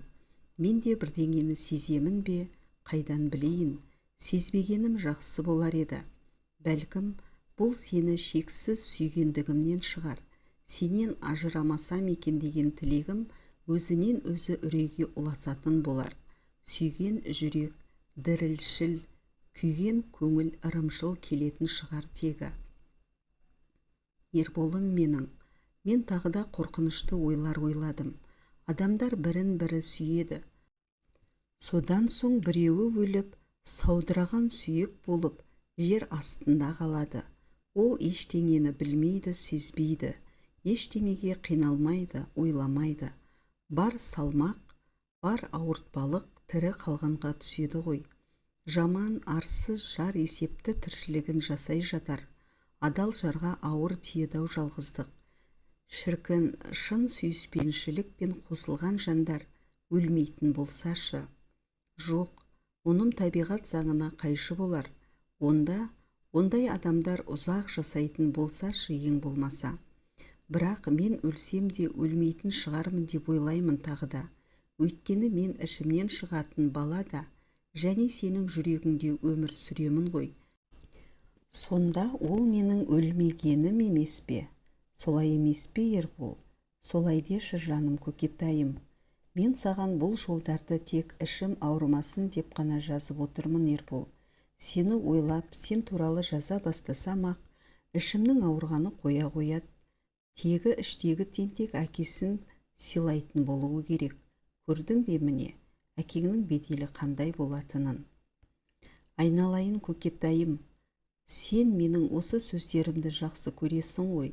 Сен естісін деп мен мұнда осы екі сөзді әлденеше рет айттым. Естідің бе? Ойпырай, ішім әкетіп барады. Бұрап әрең басылдау әйтеуір. Дәрігерлер мерзімінен бұрын келген толғақ дейді. Ол неге мерзімінен бұрын келеді екен? Не айтайын деп едім саған? Иә, жаңа есіме түсті. Ұнжырғаңды түсірмей, уақытында шашыңды алдырып, әр қашанда умаждалмаған таза киім киініп жүр қуатым. Жұрт сенің ішіңе үңілмейді, сыртыңа қарайды. Жаның жадау, жағаң жамау болса, соған сүйсінетіндер де шығады. Ешкімге таба болмай, тік жүр жаным, жарай ма? Арақ ішпе, керек жоқ. Өзің де құмар емессің ғой. Өзіміз ішпей үлгі көрсетсек, кейін балаларымыз да ішпеседі деп ойлаймын. Ішпесе деп тілеймін. Менің еркіме салса бүкіл болашақ ұрпақ атымен арақ ішпесе екен деп тілеймін. Капитализмнің қалдығы дегенің ең зұлымы осы арақ. Біздің қоғамымыздың ішкі жауы да осы. Ендеше арақты құрту керек. Өмірден аластау керек оны. Арақ бар жерде меніңше ешбір мораль заңы. Ол қандай асыл сөздерден тізіліп, алтын әріппен жазылса да жүзеге аспайды. Ербол, дүниеде су, сүт, шай, қымыз, лимонадқа жететін не бар шіркін? Адамды желіктірмейтін момын сұйық осылардың өзі жақсы. Момын сұйық дегенім кісі сияқты болып кетті, я, Ербол? Бұл бейнелеп сөйлеуді сенен үйренгенім болу керек. Сен менен не үйрендің? Ештеңе үйренген жоқ шығарсың деп ойлаймын. Ал мен сенен көп нәрсе үйрендім ғой күнім. Кісіні алаламауды, адамды арына қарап құрметтеуді, өз ойыңды күмілжімей ашық айтуды, қайырымдылықты, басқаларға болғыштықты, біреудің ішіндегі жан ауруын білдірмей біліп ала қоюды. Осының бәрін сенен үйрендім, Ербол. Нағыз өмірдің өзін сен үйреттің маған. Сенсің менің мәңгілік ұстазым. Бір палатада бір артистің әйелі жатыр. Сен білесің, Ербол ол артисті. Отеллода Яго боп ойнайды. Әйелі 6-шы балаға босаныпты. Босанғанына 1 айдан асса да осында жатқан көрінеді. Апай, мұнда неге жатырсыз, үйге қайтпай деп сұрадым кеше одан. Ой шырағым-ай, тамағы жақсы, тыныш жерде жата беру керек қой, деді ол. Осында оңалып алған жақсы. Бұлар 1 апта өткен соң-ақ шығарамыз деп қодыраңдай береді. Ал әдісін тапсаң, шығар алмайды. Алғашында тұмау тиді, басым ауырады дедім. Соңғы 5 күн бойына температурамен жатырмын.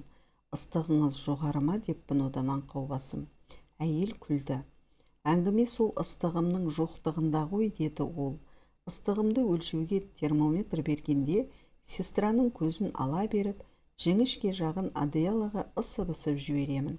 Кейде 37, кейде 38 боп шыға келеді. Олар сенеді. Кейін сенде сөйт. Мен жағамды ұстадым. Апай, алдағаныңыз дұрыс емес қой деп басымды шайқадым. Жоқ, мен ешқашанда өйте алмаймын, Ербол. Перзентханаға келгелі тұтқынға түскендеймін мен. Осында өзіңсіз өткен 3 күн, бүгін 3-ші күн, 3 жылдай боп көрінді маған. Мен босанғаннан кейін 1 күнде қалмаймын мұнда. Мені босана салысымен дәрігерден сұрап алып кет, Ербол. Жарай ма, қуатым? жарай ма? Жұрттың күйеулеріне еркелетіп ат қойып жатады ғой осы. Құрманғалиді Құрмаш, Уатайды Уаш деп. Мен сені әлі бір ретте еркелетіп атамаппын ғой жаным. Бүгіннен бастап Ертай деп еркелетейінші сені. Ертайым менің. Сенің халық қамын, мемлекет мүддесін ойлайтын үлкен журналист болғаныңды көрсем деп арман етуші едім. Іштей, бағана өзің әкеп берген газетте жазылған жұмысшы мүддесі деген мақалаңды оқып, төбем көкке жеткендей боп қалды. Бүгін редакторың мақтаса мақтағанда екен, бірақ сен оға мақтанып кетпе күнім. Мақтанбайтыныңды білемін ғой, әншейін айтамын. Оған өкпелеп қалма, жарай ма? Айтпақшы, бүгін майдың 5-і екен ғой. Сен әкеп берген газеттен көріп есіме түсті. Сені баспасөз күнімен құттықтаймын. Одан кейін бүрсігүні болатын радио күнімен. Одан соң жеңіс күнімен құттықтаймын. Жалғыз мен ғана емес, папама менен де сәлем айт деп бүйірімді тепкілеп жатыр. Мына тентегің, оның да сәлемін қабыл ал. Айтпақшы, Ертай, сен барып деканатқа айт, мені перзентханада жатыр деп. Мемлекеттік емтиханға кіргізбей қойып жүрмесін. Менің әдебиеттегі еңбекші әйелдер бейнесі деген тақырыпқа жазған диплом жұмысымның да дайын екенін айт. Өзің білесің, осыдан кейін бір күн сабақтан қалған жоқпын ғой мен. Мемлекеттік емтихан тапсыруға қалайда күйім келеді. Қалайда менің биыл құрбыларыммен бірге диплом алуым керек. Мектепке жолдама алып классқа кіріп, сәлемет пісіңдер балалар, мен сендердің мұғаліміңмін деп жас ұландардың алдында жымия күліп тұрсам, арманым болмас еді. Дүние-ай. Ойпыр-ау, мынау сәлемхат тағы да тынышсыздана бастады ғой. Мен осыны сәлемхат дей беремін. Түбінде сәлемхат атанып кетіп жүрмесін осы тентегіміз. Мен бұл тентегіңді қандай болса екен деп ойлайтынымды білесің бе сен? Ұл болса саған, қыз болса маған тартса екен деймін. Бірақ ұл болса да, қыз болса да ақыры адамгершілігі сендей болса екен. Ал саған тағы да сәлемхаттан сәлем папасы. Адал дос, адамға демеу де, демеу де, мақтанышта мереке де ғой шіркін. Біздің Майра сондай ғой. Жаны қалмай жүр байғұстың біз үшін. Бағана келіп, баланы уайымдама, босанған соң апама бақтырамыз. Апам өзіме әкеп беріңдер деп айтты деп кетті. Апамды әуре қылмаспыз. Солардың сырттай жасап жатқан қамқорлығына жаның ерейді. Оның артынан өзіңнің кешкі көлеңкең Жомартбек келді. Сен екеуің біріңді бірің жеңе алмай-ақ келесіңдер қажасып. Сен оны кешкі көлеңкем деп атасаң, ол сені өзінің түскі көлеңкем деп шыға келеді. Бір газетті бала етіп, әлпештеп, іңгә деп мені мазақтап кетті терезе сыртынан. Мейлі, мазақтаса мазақтай берсін. Ертең өзі келіншек алып, балалы болғанда көреміз оның әуселесін. Бұл күнделікті мен жай әшейін ермек үшін жазып жүрмін, папатай. Сәлем хатың баж етіп бақырып жерге түскеннен кейін өзіңе беріп жіберемін мұны. Кейін дос жарандарға оқып, тұңғышымыздың дүниеге қалай келгенін айтып, осы күндерді еске алып күліп отыратын боламыз әлі. Соған жазсын, соған жеткізсін, иә папатай. Көңілі босап, көзіне жас келгендей болып, Ербол біраз уақыт үнсіз отырды. Ойын жиып, буыны бекігеннен кейін, ол сөзін қайта жалғап, әңгімесін аяқтауға кірісті. Мінекей, Меңтайдың соңғы күнделігі осы. Жан тәсілімін жасап жатқан адамның ақырғы тынысы, соңғы қырыл, соңғы дірілі сияқты. Асыл жардың ақырғы сөзі еді бұл. Бірақ осы азғантай сөзде мен үшін қаншама сыр, қаншама жыр жатыр десеңізші. Қаншама өкініш, қаншама мұң бар мұнда. Оқып отырып сан рет өкіріп өксіп жылағанмын мен. Одан айырылып қаларымды өзім де сездім бе? Қайдам, Меңтайды аялап, аймалап, құшып сүюге, баладай әлпештеп еркелетуге, бір тоймаушы едім. Ақыры оның бір кішкентай қара тырнағына да зар болып аңырадым да қалдым. 4 жыл соғыста 4 талына қылау кірмеген көмірдей қара шашым меңтайдан айырылған тұста аппақ қудай боп шыға келді. Талай рет ұйықтап жатып меңтай үнін естідім. Жаным Ербол, Ербол деп ол сан рет құлағыма сыбырлады. Еден сықыр ете түссе, меңтайдың жүрісін танып, сан рет басымды көтеріп алдым. Оның көйлегінің сыбдырын естігендей боп, сан рет елеңдедім. Бірақ ол келмеді, көрінбеді. Мәңгілікке жоқ болды, ғайып болды. Таң алдында көрген тәтті түстей ғана елес қалды. Кейде бір оңашада өткенді ойлап мұңға батасың. Сонда Құдай-ау, қайда сол жылдар деген Абайдың жолдары еріксіз еске түседі. Ойлап келіп, жастық шағыңның орынсыз өтпегенін іштей медеу мақтаныш етесің. Өйткені адамзат толқын болып дүниеге келеді. Түйдек-түйдегімен өмірден өтеді. Әр толқын, әр түйдек алғашқы шепке шеру тартқан әскер легіне ұқсайды. Октябрь революциясы мен азамат соғысына қатысқан құрыш адамдардың темір тасқынды легіне ілесіп, мен 18 бен 22 жарыстың арасында азаттықтың ауыр жүгін арқалап, 4 жыл толассыз қан кештік. Пештен жаңа ғана қорытылған қызыл шойындай жүйткіп, батыстан Москваға қарай лықсыған от пен өрт селінің, қорғасын мен темір топанның алдын тостық. Біздің жас тәнімізді неміс фашистерінің оғы шұрық-шұрық тескіледі. Жау танктері үстімізден таптап, жас сүйегімізді сықыр-сықыр сындырды. Жас жүректерімізге немістің құлаштай қанжарлары кірш-кірш қадалды. Концлагерден қашқанымызда немістің қасқыр иттері қоң етімізді тырмалап, терімізді жалбыратып, қан жоса етіп талады. Бізді зұлым жау камераларға қамап, улы газ жіберіп тұншықтырды. Бізді олар тірідей отқа өртеді. Көзімізді бақырайтып қойып, тікемізден тік тұрғызып, көрге көмді. Бірақ біз қасиетті күші ұлы отанның, қанатын бер қыран құстың, ашуын бер арыстанның, жүрегін бер жолбарыстың, күллі әлемнің ашу кегі орна менің кеудеме кеп, жау жолына адам сені, бомба бол да, жарыл жүрек деп, жанған самолеттен жау колоннасына жау оғындай шаншылдық.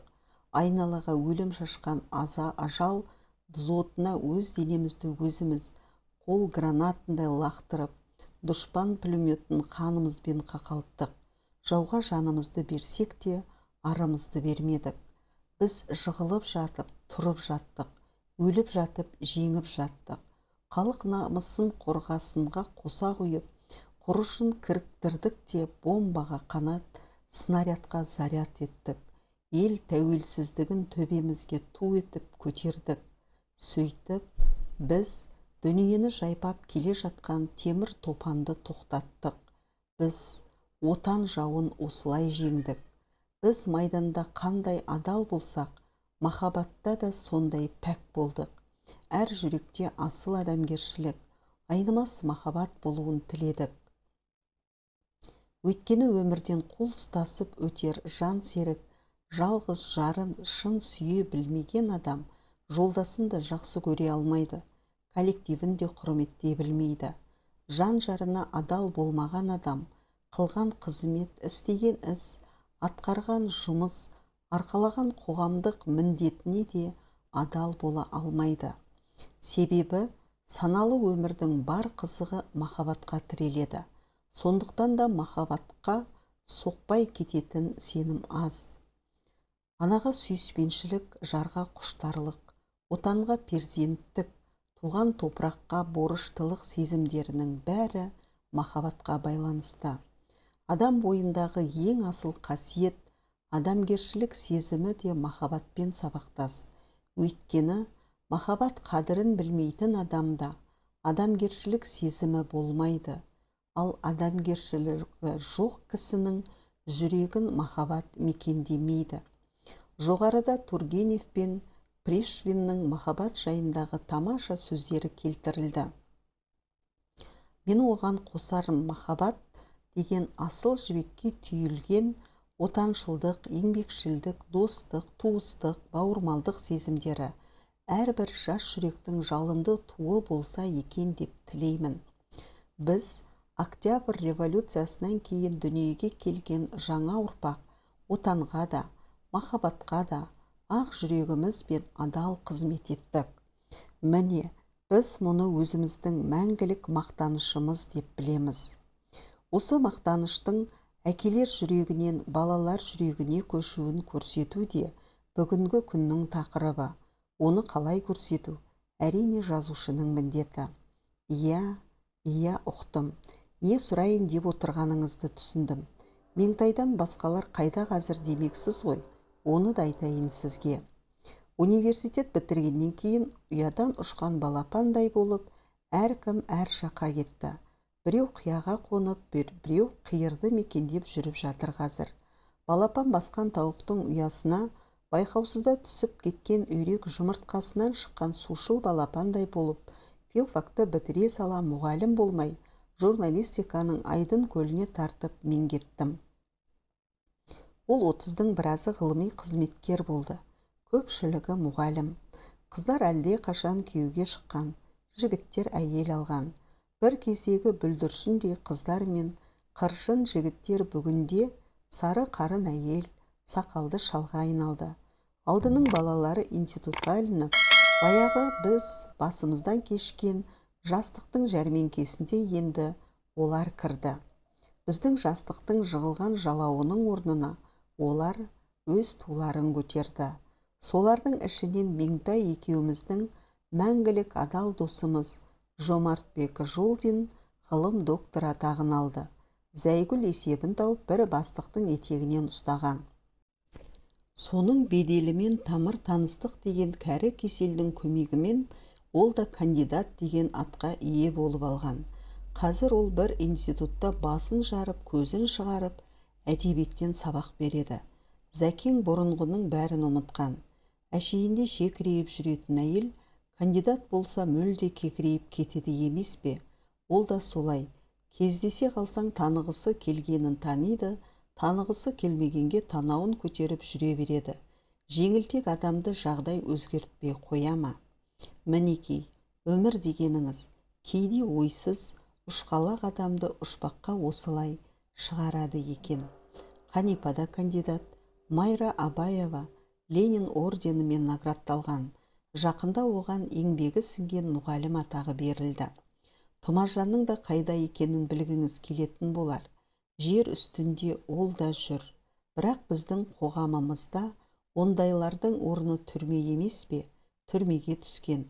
Сақтық кассасын меңгеруші боп тұрғанда бірнеше облигацияға подлог жасап, мемлекеттің көп ақшасын жегені және өз сөзімен айтқанда басқа да үзіп, жұлып, жұлмалағаны үшін көп жылға сотталған.